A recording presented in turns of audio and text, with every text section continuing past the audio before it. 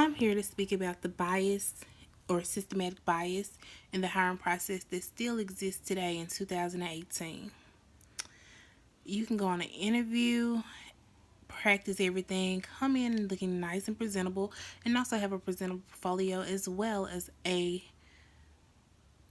ex- qualified experience in whatever you're interviewing for, and still not get hired. And here are a few reasons why.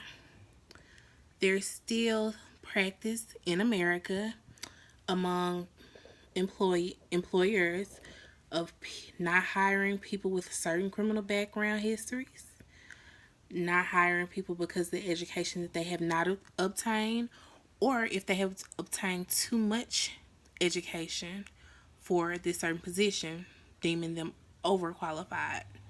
There's also gender and race bias as well, still present in the hiring process. There are many men that are still unemployed, about 34%, according to the New York Times, of men between the ages of 25 and 54 that are unemployed due to past criminal histories.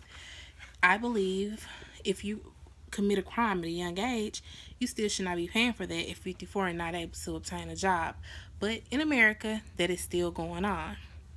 It's preventing these men from becoming productive members of society, being able to pay taxes, and actually putting into the economy, which in a sense is hurting the economy. The education requirements. You may be required to have a degree to obtain a certain position at a job or at a company.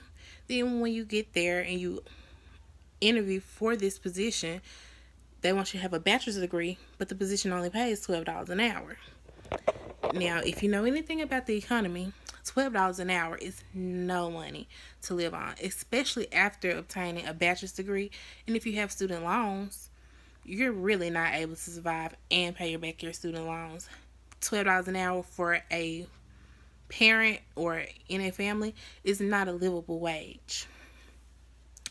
Then you also have the situation where you can become overqualified by obtaining too many degrees.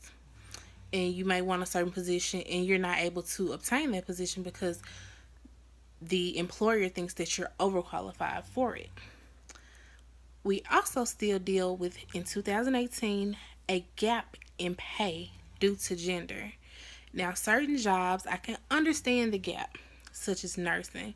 A male nurse can do the job of two female nurses, being that they can lift up a patient on their own and do certain things. Whereas if you have a female nurse, she may not be able to lift this patient and may need another nurse, which is taking up two spaces. So that is understandable. But in a job such as a CEO of a company where everything is basically, brain power, there is no need for a gap in pay due to gender. There's also the racial gap. Companies, by law, have to hire certain minorities or a certain amount of minorities, but there is a loophole because a minority is considered a it could be considered a white female or anything that's non-white. So just because this company is hiring an outstanding amount of minorities, the African Americans are still getting the short end of the stick, let's say, when it comes to actually obtaining these positions. So in closing, there's still a lot of bias in the hiring process, but I do believe that we can work together to make it an even and fair playing field as far as the hiring process goes. We can eliminate past criminal histories, especially on certain positions.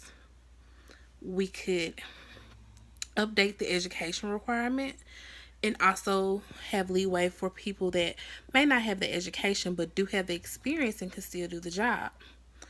In the gender and racial bias, we just need to look at that all together and see if we can make reforms on it. Thank you.